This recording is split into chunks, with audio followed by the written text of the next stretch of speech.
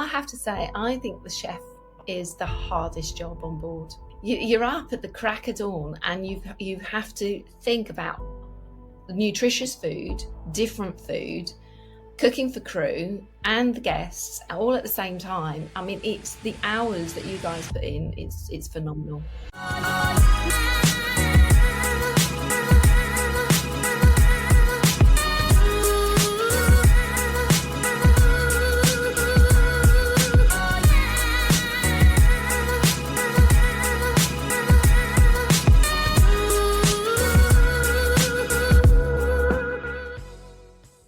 Welcome to the show. Today we have a special guest. Her name is Angela Wallace. She is the founder at pursertrainer.com, and she spends just under an hour with us discussing everything related to the superyacht industry, how she got into the industry, advice on what to do, what not to do if you want to become a purser or if you want to join the course that she has launched. We spend time talking about crew welfare and the ups and downs of the industry, as well as her early career and everything she's done from crossing the Pacific on a very, very small sailing vessel to opening a business in New York City, all the way to starting the pursertrainer.com. So please, let's start a conversation with Angie. Thank you so much. Ciao, ciao. Welcome to the Montclair podcast. Today we have a special guest. We have Angela Wallace. Angie, welcome on the show. How are you doing today? Thank you very much, Chris. Great to be here. Great to see you. Everything is perfect. Sunshine, blue skies. What else do we need? Perfect. I like it. Positive. This is how we should all look at life, eh? Just look out from the bright side. Yeah. So Angie, you are the founder of the pursertrainer.com. So can you explain a little bit what it is basically and how you can help people with this with your company? For sure, yeah. So I started Purser Trainer back in 2018, and what I wanted to do was bring purser training away from the classroom and make it accessible to anybody all over the world online. And so that's exactly what I did. I created an online version. It's morphed quite a lot since I first started, and now it's fully functional. I have a full online learning platform. The students get the PDF version as well as downloaded. And so, yeah, I can work with students in Australia, New Zealand, South Africa, England, here in Spain, all over the world. They can study at their own pace. And thankfully, I launched it just before COVID. So it was brilliant. Yeah. Do you feel like COVID actually helped you to get online students? Do you feel, because I see that the world has changed since COVID. We've all of our lives have been affected. We know that in one way or another. But the online work and online education programs, I think, have grown massively. Huge. Massively. Massively. And it's taught us an awful lot of how to actually teach online. Because years ago I did the superyacht training diploma, and literally it was just PDFs given to me, no support, nobody I could talk to, no face-to-face or anything. And I learned from that. That was exactly what I didn't want to produce. And so I actually teach one-to-one with my students. There's no group webinars, there's no group classes. So I teach via Zoom, and that has given me the personal touch as well, which is fantastic. And of course, by teaching one-to-one, students don't have to feel hesitant about asking questions. You know, sometimes when you're in a group, somebody's like, well, that person knows more than I do, or it's a silly question, I can't really ask that. There's no silly questions. You can ask me absolutely anything, and we kind of morph conversations to loads of different topics as well. So yeah, and COVID, of course, everyone was locked down, couldn't do anything. And so online training really did take off. And of course, MCA did step up to the plate and allow a lot of online training. So, and that's where the whole accreditation got through as well.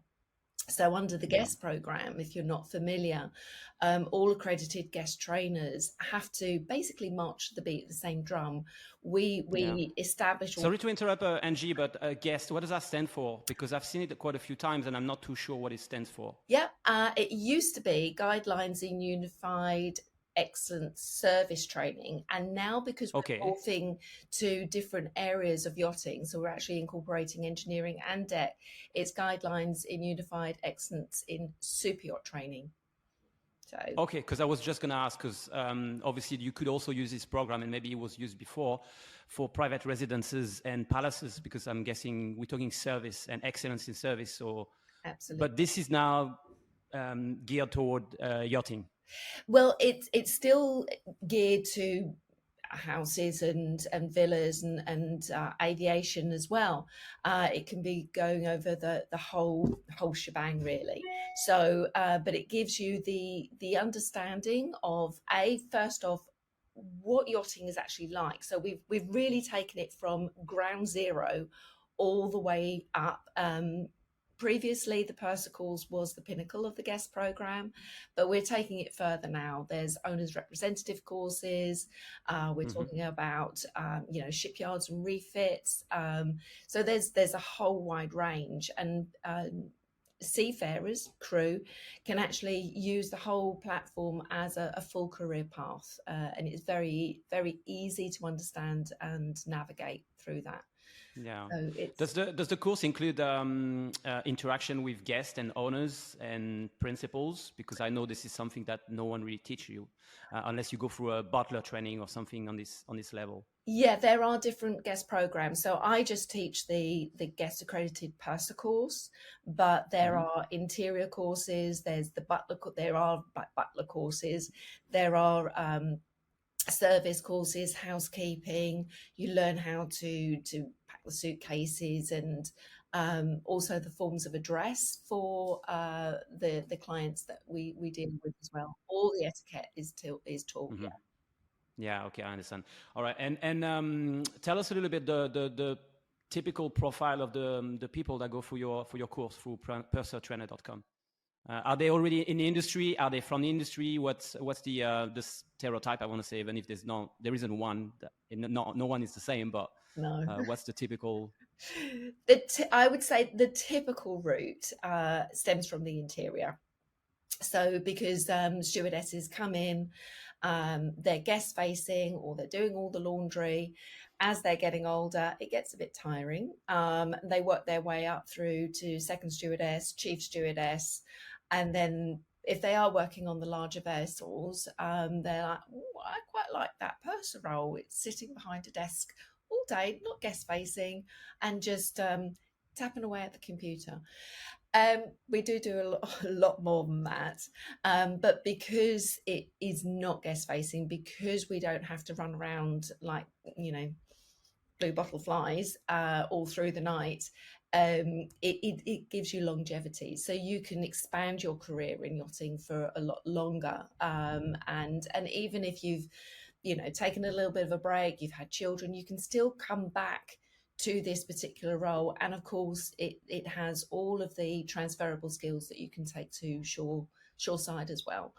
So that, I would say, is the typical route. However, I have found a lot of my students, as they've been working their way through the course, the chief officers and the second officers and the captains are kind of like looking over the shoulder and go, wow, you learn that's just amazing. And so I actually have had second officers and chief officers, and I've also had captains come through the course as well, because they don't learn all the admin side of running the vessel. They learn obviously everything to get their tickets, but they miss out on all of this.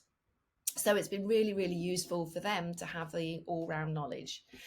And then, of course, you've got people, I suppose, a little bit like me, because I had an early midlife crisis and I wanted to change career paths.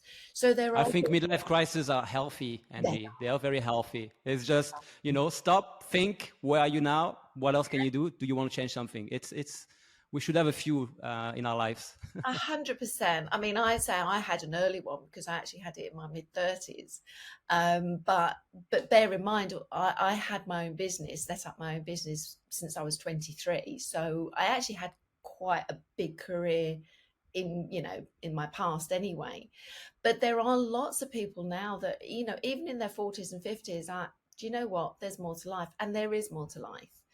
You're never too old to have a career change. That being said, I always have an intro call with all of my potential students just to ascertain, do we get on? Because I work one-to-one, but also, is this the right course for you? And is it at the right time for you? And I am always a little bit more wary of people that want to come in their late 40s and in their 50s with absolutely zero knowledge behind them about what the yachting industry is really like. Because although definitely the purser course and the purser position is it works better for somebody that is actually a little bit older, but you've still got to navigate this industry. And at the end of the day, as much as we are trying to move it all forward, it is full of still all of the isms, sexism, ageism, you name it. So, I do make sure that they are fully aware that if they meet the criteria to even enroll, are they aware of what it's going to be like when they do get on board? So yes, anyone coming in from shoreside, I would say you definitely need to have luxury hospitality experience behind you, working with high net worth clients, dealing with, like someone from a PA, running a villa, yacht management. I've had people come through from yacht management, crew management, coming back now onto yachts. So that sort of education and experience can work really well and transfer over to the purser. But I bet that. Okay. 100%. And we're talking about pursers. What's the entry size? What kind of vessel has a purser? Are we talking above 50 meters, above 80 meters? Yeah. I would say definitely 70, 75 meters and above. That's where you're going to find a purser. The yachts that are below that, I don't discount people from coming into and doing the purser calls if they've been working on a 50, 60, 5 meter or something like that, because quite often that size of a vessel, the captain will utilize either the chief stew or the second stew with purser related duties, and sometimes that's quite a safe environment for somebody to start learning and start actually practicing these skills. And then they can start to work on larger yachts, because if you're coming something from, say, 35 meter doing a purser course, you have no idea what it's going to be like to work on a larger yacht. And although I think the smaller boats, they give you fantastic experience, all-round experience, and I'm proof of that. I started my career on a 28 meter. Actually, if I go back even further, it's an 11-meter sailing yacht. However, from going from that 35 meter straight into an 85, oh my gosh, I wasn't prepared at all. Don't you think you doing your program can help you understand a little bit how big yachts work? Absolutely. But you have to have some experience of just getting onto that sort of size. I mean, at the end of the day, 35 meter, you're working with what, 5 crew, 6 crew maximum. I mean, when I was on my 35, we only had 4. And then, as you know, Chris, on an 85 meter, well, I was dealing with 37 crew members. That's a lot of logistics. And of course, we're talking 37 or 40 crew because there is a lot of people on rotation, right? Yeah. It's not that there are 37 at one time on the boat. There's always people you have to deal with, book flight back from the vessel, all the paperwork, I suppose, all the courses that are done while the second team is on the vessel working during the summer. Yep, 100%, yeah. And that's what's quite nice about, that role, is that you are actually mixing and seeing so many different members of your team all the time. It's not just, I'm working with these 7 crew. You're working with so many more. Yeah. Yeah. Yeah. No, I understand. And so, how did you come up with the idea? Because you say you've launched a personal trainer in 2018, if I remember Yeah. well. Yeah, that's right. How did you start, and why did you start it? Well, I was a purser on board, as you might remember.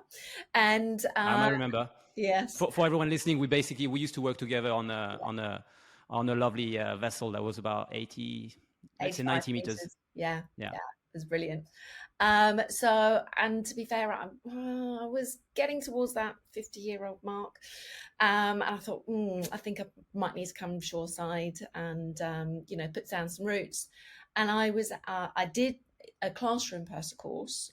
Even I was a purser for 2 years, and I did the classroom purser course, and I got on really well with the trainer, and she wanted to. You did the course. What do you mean? You mean you attended the course, or you taught the course?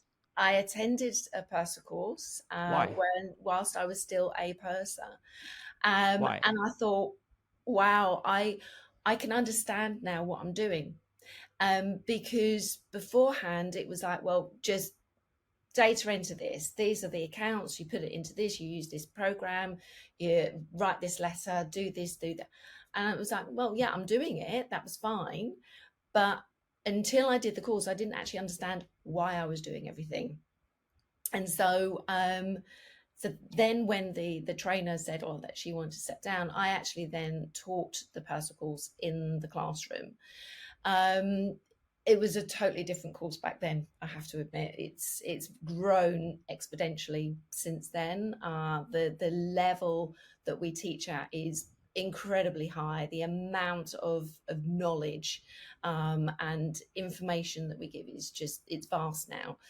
But I did teach it in the classroom, and that really showed me how difficult it was for crew to be able to manage to do the course in their time off, fly all around the world. And quite a lot of times I would have people drop out at the last minute because they had a bus trip or their holiday got Yeah. cancelled. And so because I was living in France at that time, I wanted to come back home, and home for me is in Mallorca. And so when I came back, I was sort of sitting on my thumbs a little bit. What am I going to do now? And then I was talking to some of my colleagues, and they said, you should do an online course. And I thought, yeah. So I sat down and wrote the course for an online version. And there we go. And it's just been an amazing journey. I've taught some incredible students, remained friends with them, the course has morphed and it's changed, and I've come up with technology as well, and so yes, and I won an award for it as well, which was I was absolutely gobsmacked. 2021, I was awarded best crew trainer from A Crew. So That's amazing. must That's be doing amazing. something Congratulations, right. Angie. It's deserved. You deserve it. You deserve it. I mean, hard work pays out, and that's exactly what you got. Yeah. I'm very happy for you. So tell me, this, like you mentioned, this was not your first business. So can you share a little bit about your first business? Yeah. So Or did you have many businesses before this one? no, not really. As a child, I just wanted to be a beauty therapist. That was it. So when I left school, I did go to secretarial college for a year, but I was still too young to go into beauty college. So I did a hairdressing and beauty diploma. And then I worked in London for a little while, got married, and went, oh, I'm just going to move to America now. So I moved to America, and Why America? Did you get married to an American guy? not first time, no. So first time an English guy, but he wanted to move actually to Australia. My parents, my stepfather wanted to move to America, and I said, America, New Zealand, whatever, let's go to America. So, and of course, back then it was a little bit easier, I have to admit. I was going in on an investment visa, so I had to start a business. And Hmm. I found a derelict building that was rat infested, cleaned it all out, and opened up a hair and beauty salon over there, which was very different to the American beauty salons. So it was very new, and it took off. Became instantly successful. My business grew, so it went from a one-man band to me employing staff and expanding the salon for hair and beauty.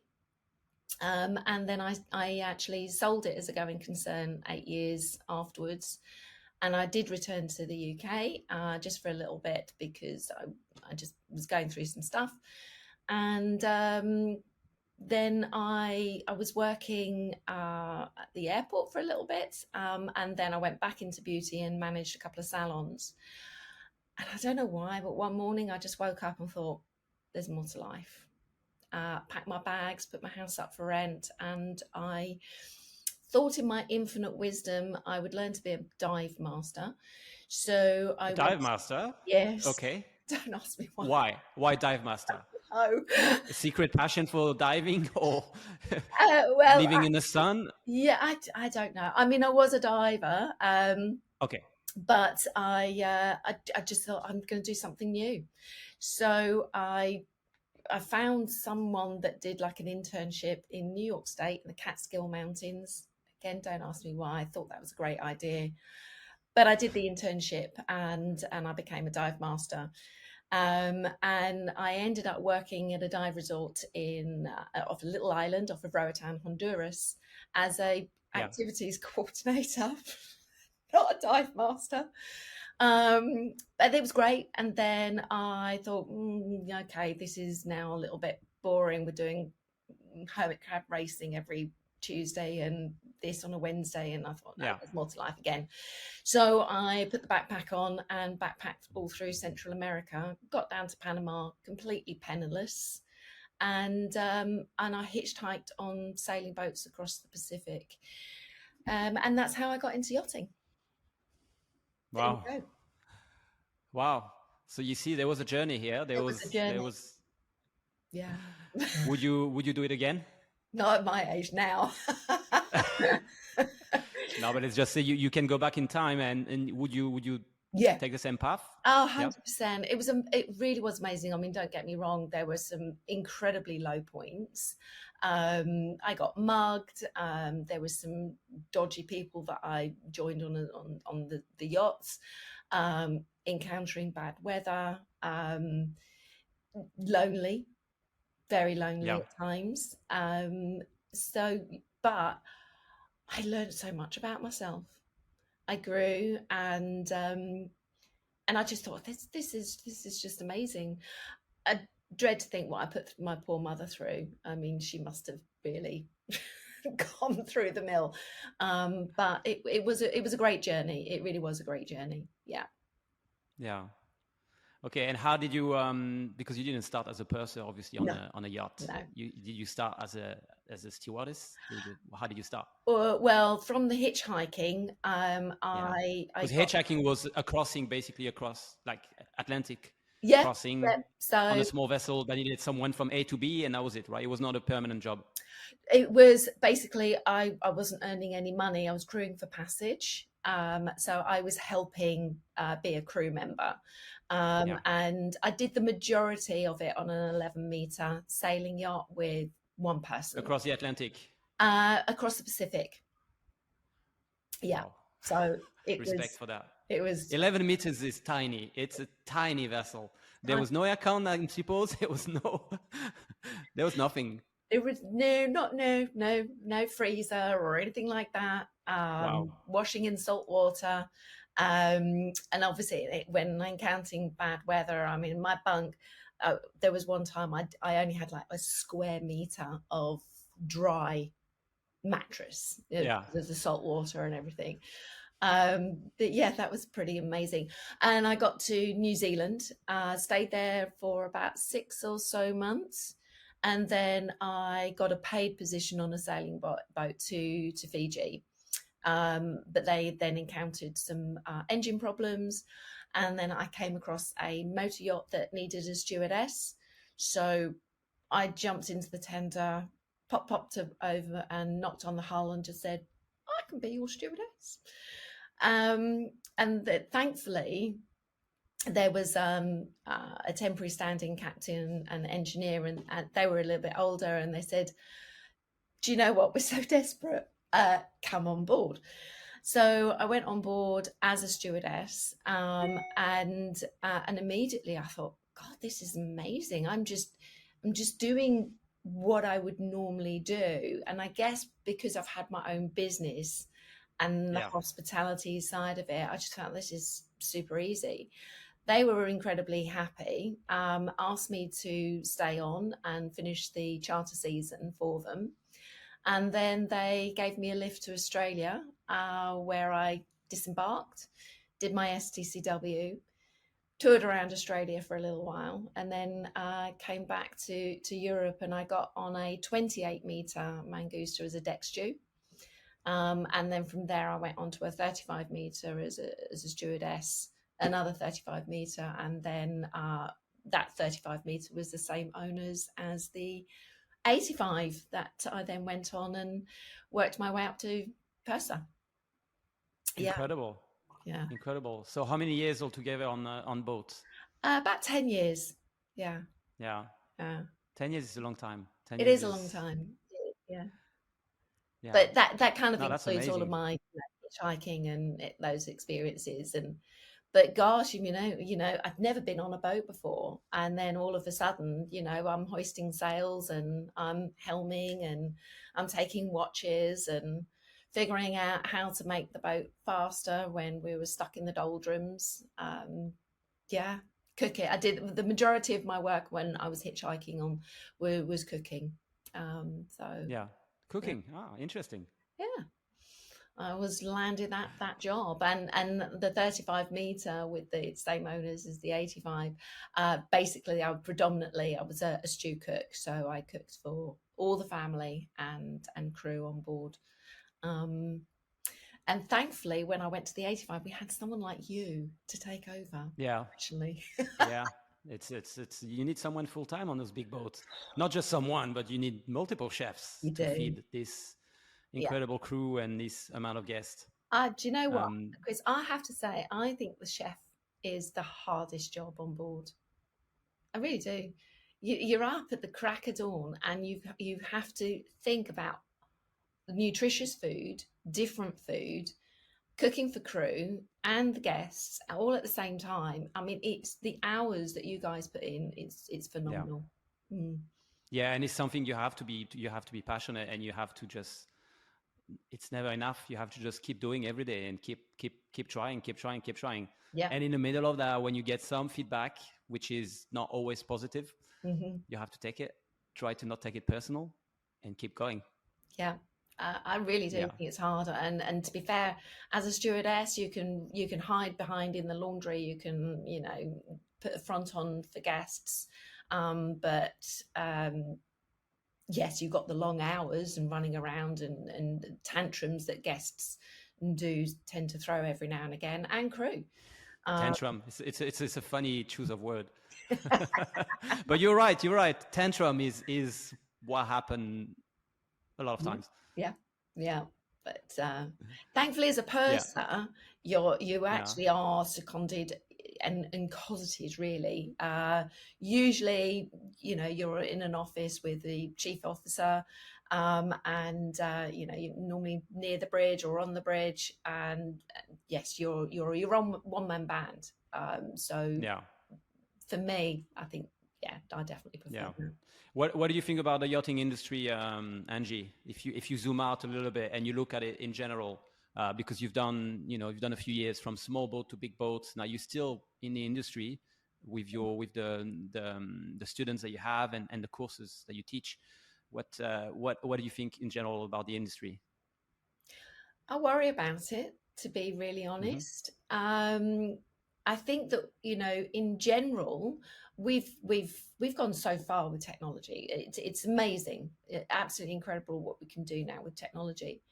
But I think that the people skills, in a way, we've gone backwards, and that's what I worry about. It's not the actual yachting itself, and the technology that we're putting into it now is amazing. You know, we're helping the planet. We're sea mapping. We're doing so much now that is actually quite good in the yachting industry.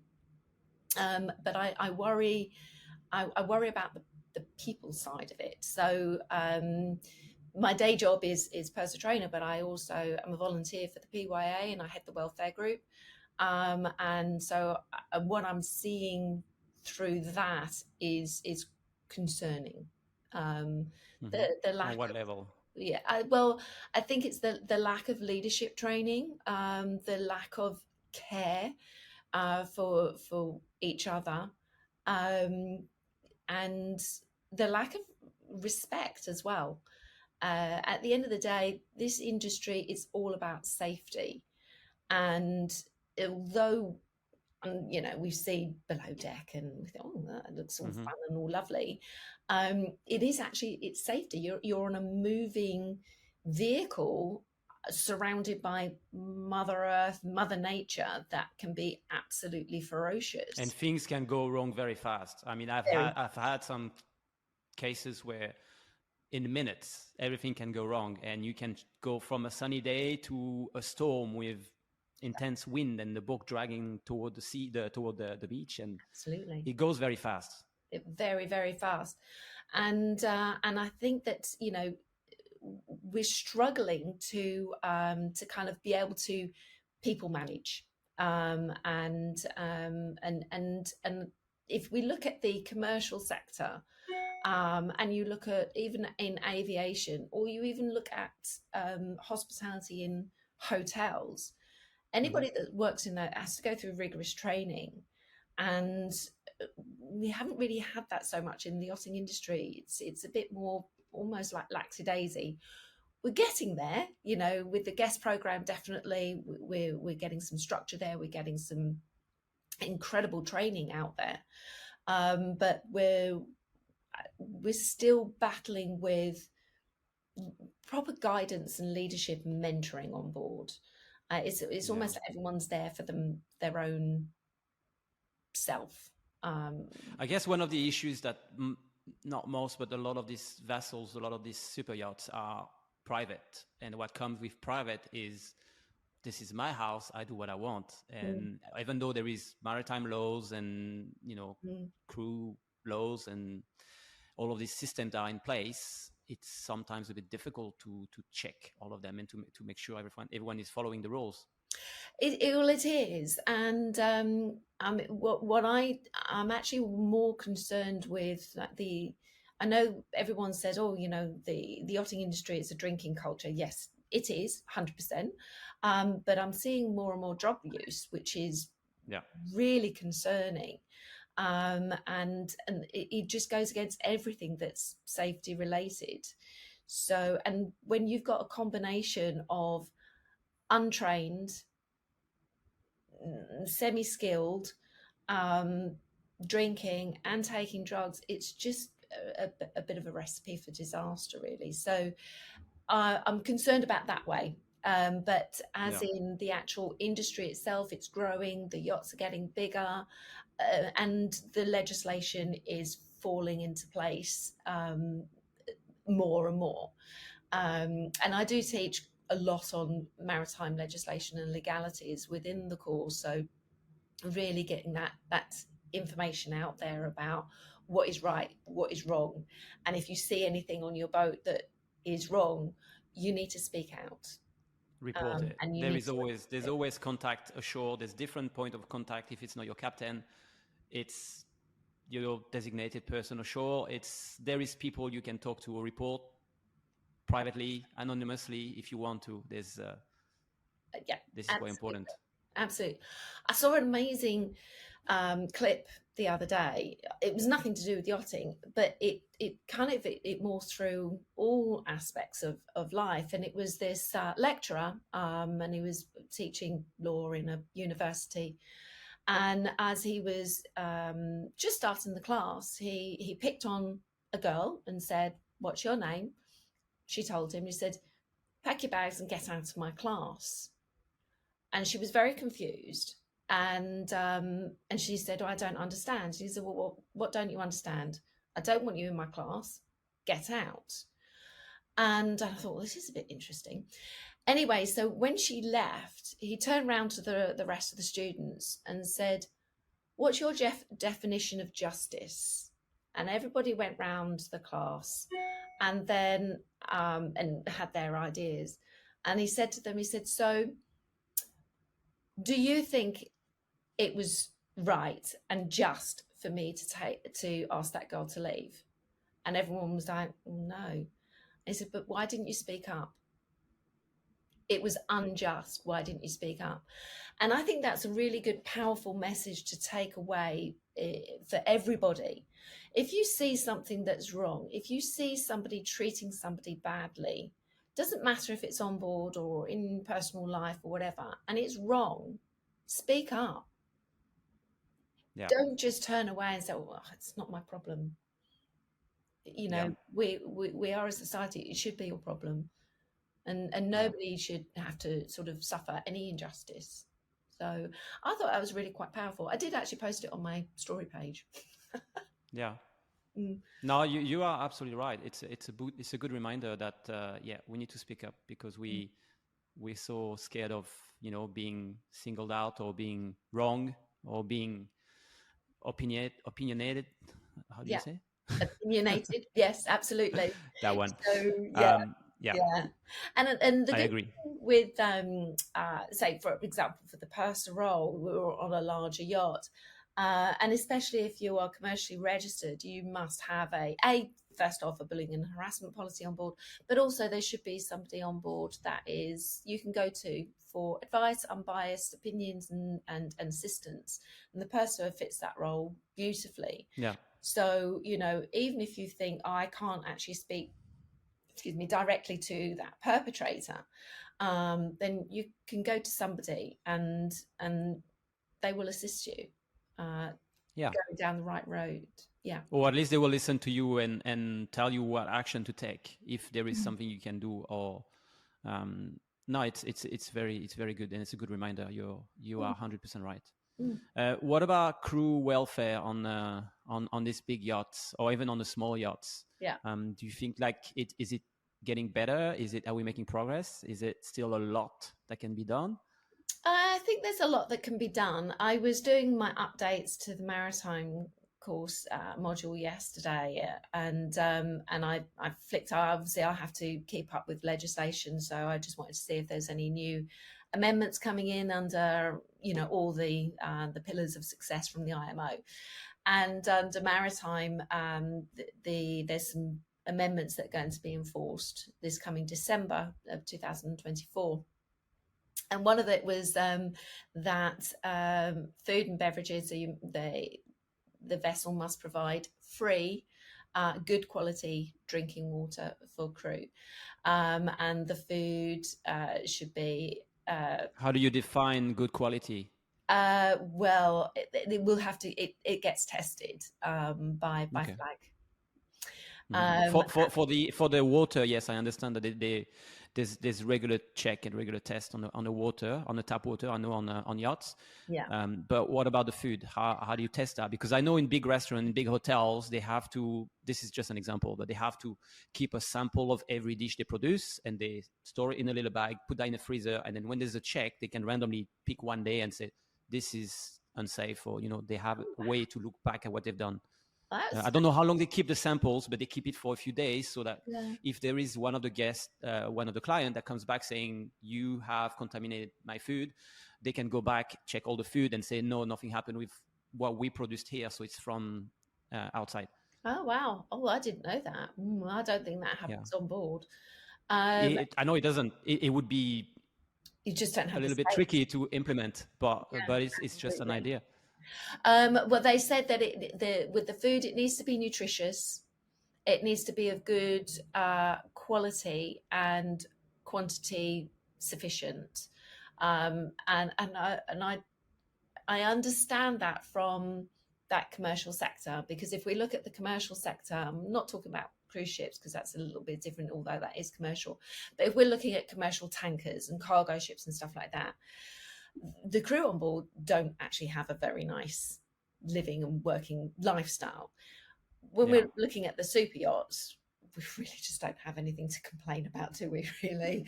And this is also, again, a good reminder of, when you have crew that are unhappy about what they get or what they have, maybe a trip on a commercial boat could be interesting, just as a little reminder to realize, actually, we live very well. Everything is paid for, and our accommodation is not that bad. And yeah, you might have a small cabin, but you've got a cabin invariably with your own bathroom. Yes, you might share it with a crew member, but it's not that bad. Yeah. So I kind of smiled at that, and I included it into my course notes because they are, coming up in enforceable. But that was actually interesting, and I thought, yes, we get free water. Not only do we get free good quality water, but we get free wine, beer, soft drinks, Coke, chocolate, you name it. So, not on every vessel, but most vessels are. The crew is very well looked after. But yes, I think crew welfare, well-being, mental health awareness is on everyone's lips. This is a topic I wanted to touch as well. Crew wellness and mental health, because as we know, we can also be quite isolated on boats, and there's a lot of things that can happen. And is there systems now? Is there people that you can talk to with if you need to chat to someone? Just for sure. So Yacht Crew Help is 24/7 helpline, and they ICE one have over 20. I think 2022, something like that, organizations that they have their helplines, and Yacht Crew Help is one of them. Yacht Crew Help. So I'll put that on a show note on the bottom, just all the links of everything we mentioned. So if people are interested, they can just check it out and just get in touch with someone if they want to. Yeah, and they're brilliant because they actually have 7 trained counselors to hand. So if you are really experiencing something that's really dark, perhaps you have anxiety, perhaps you have very bad depression or suicidal thoughts as well, then you can pick up the phone, you can WhatsApp, you can go online, and you have somebody there for you 24/7. Naturally, the PYA, we have the welfare PYA. Can you explain what PYA is? PYA is a professional yachting association. It's a membership-based association, and we're not lawyers. We are a professional yachting association that wants to promote the professionalism in yachting. Now, for many years and still now, I suppose what they're known for is sea service testimonials, and getting that endorsed under MCA for your training record book and your sea time and everything. But they have opened up more now for crew welfare. So you have the welfare team, which consists of myself and several other fantastic colleagues of mine, Sandra Jordan, the yacht purser, Corrine Rayson, the crew coach, Dominic Schmidt, virtual pursers, Chandra Robinson as well. So there's quite a few of us, and we have captain as well that's part of our team. And we help crew with welfare issues. So if you are being bullied, if you're being harassed, you've been abused, you've been raped, anything like that, you can contact us and we will assist you with hopefully a legal route, or that we're not lawyers, but we understand what you need to do. So we can assist you in that respect and point you towards counsellors and assistants. Then they also have the member assistance team, and they deal with all crew contractual issues. So if you're not being paid, you've been unfairly dismissed, anything to do with your which happens even though we're talking about a ultra luxury industry such as the super yacht industry, there is still many times people that don't get paid or don't get paid on time or that are owe money for expenses, or Absolutely. there is a bit of everything. Not everyone is bad, but there is some cases where we need help. Exactly. So so that they deal with all of those contractual issues. I have actually done some webinars with Flag State and with other esteemed colleagues of the industry, Captain Kelly Gordon, Emma Kate Ross from Seize the Mind. So, and I have put the word out there about what can you do if you have an issue on board? Who are Flag State? What can they do for you? When should you contact Flag State? So I have actually got a little YouTube channel, the PYA Welfare Group channel, and I've posted a few little videos and recordings on there if people want some further information as well. So yeah, that's what the PYA does. It's membership, but the good thing is you don't have to be a member to be able to contact either the member assistance team or the welfare team. We will help everybody.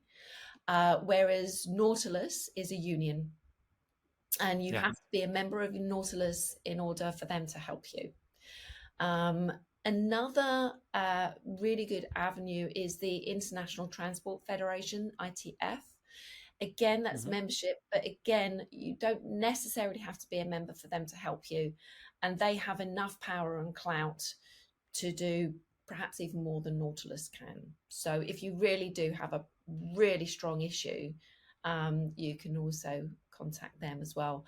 But I would say use the right channels first. If you do have an issue on board, use the complaints procedure so that you can don't go on social media starting a story media or a topic.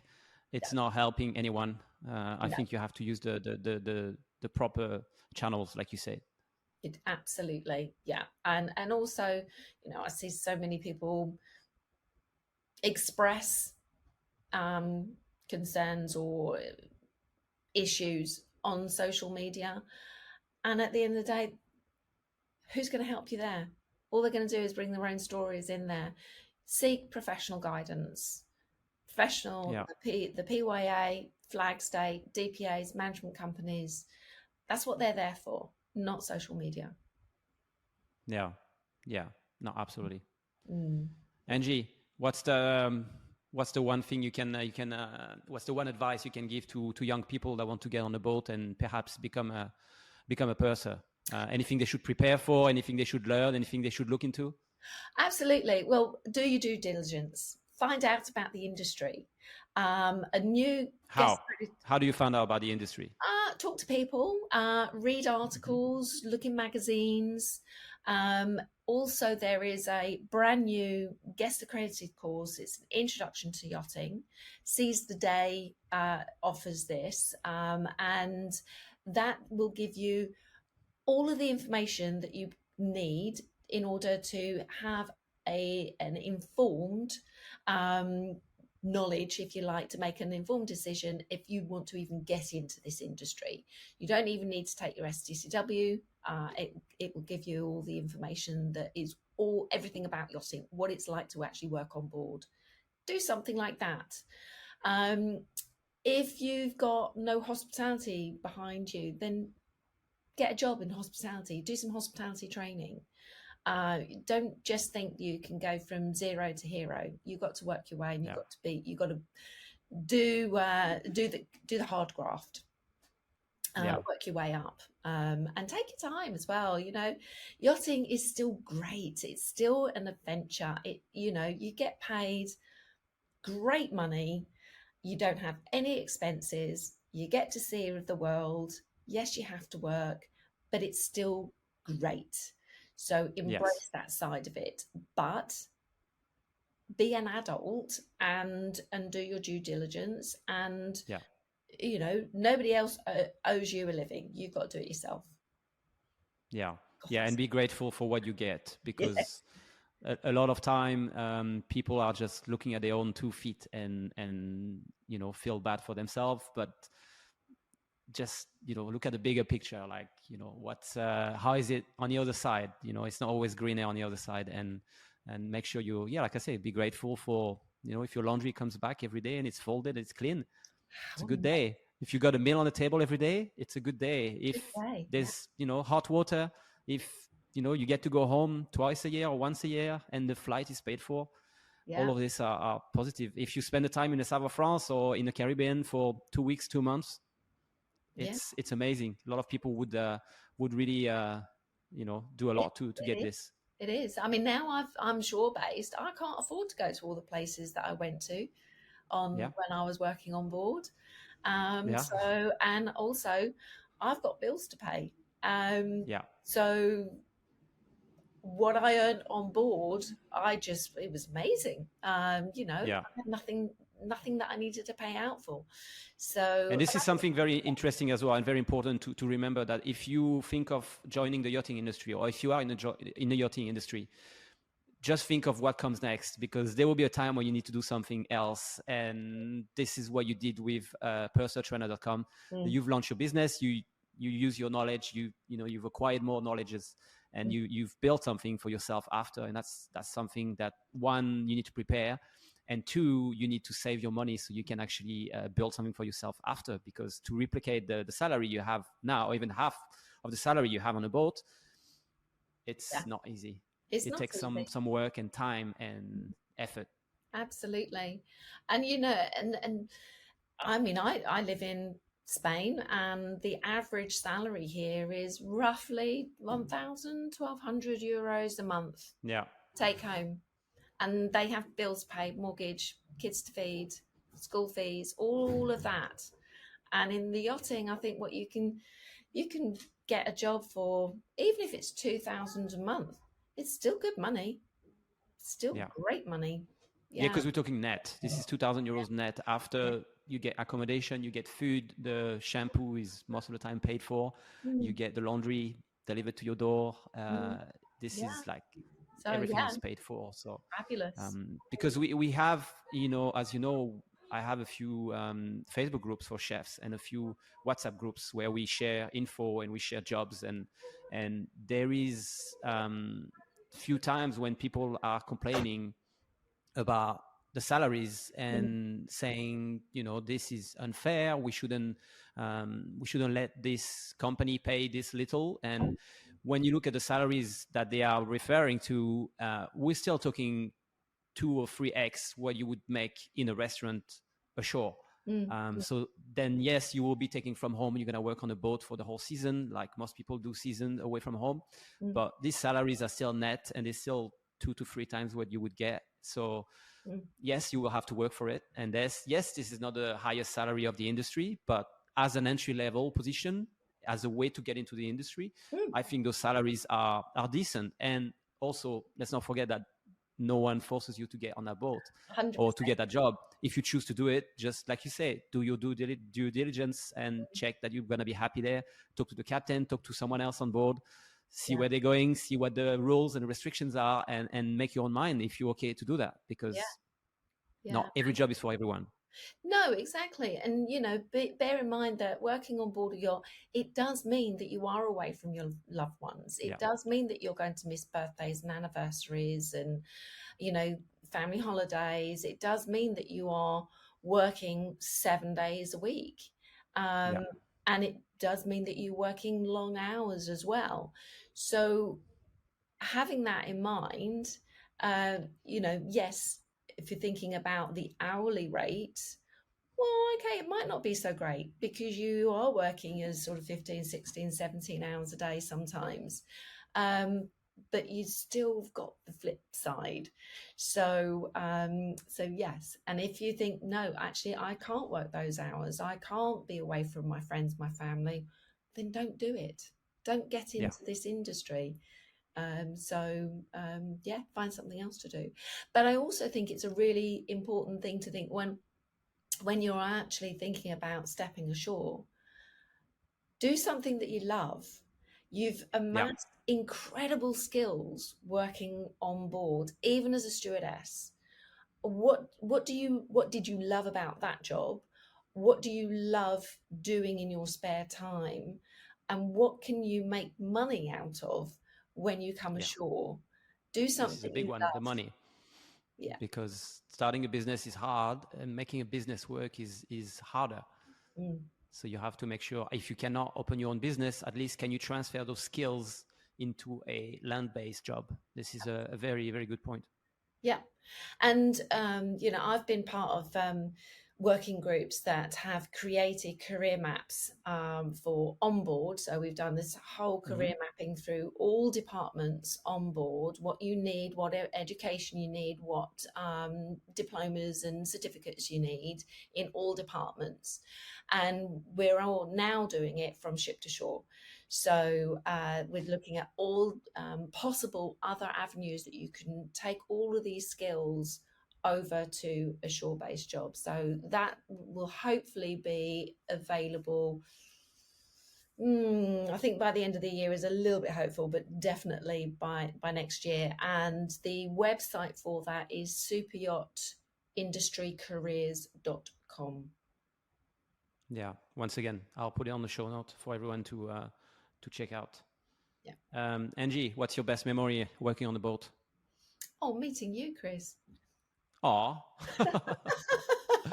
No, seriously. Travel. It has to be the travel. Where to? Was there a place that just really is on top of your favorite list? When I was hitchhiking on the small sailboats, Suvarov, Northern Cook Islands, beyond amazing. Lived off the land completely. We were supposed to be there for, I think, 3 days. We ended up staying there for about 2 weeks. It was just so incredible. Tiny little atoll, surrounded by a reef system, just bliss, absolute bliss. In my professional, larger super yacht time, that has to be Alaska and Canada. Yeah. Just incredible. Breathtaking nature, breathtaking. So those extremes, I would say. But nowadays all these yachts are going much further afield.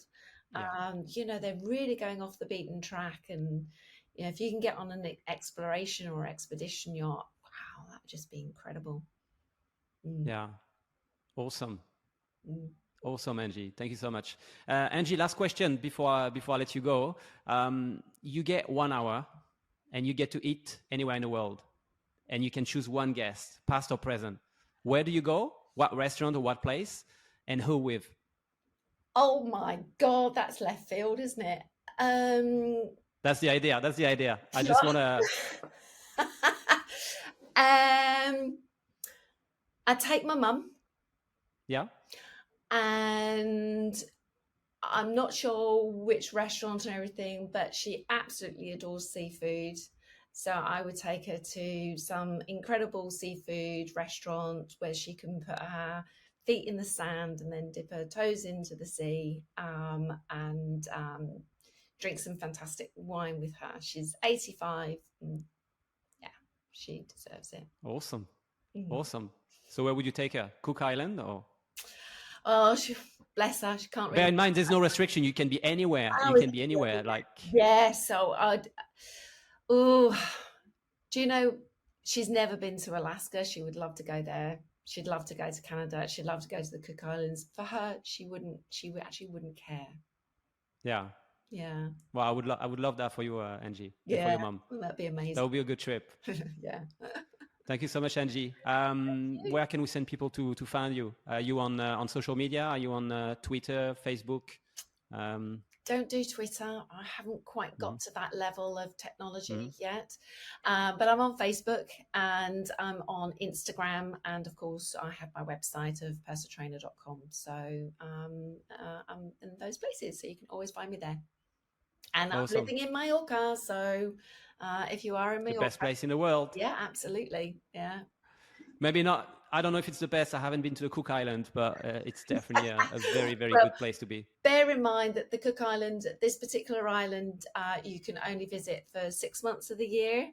Otherwise, it's inaccessible. And there is one caretaker from one of the other Cook Islands that comes to kind of like look after the island.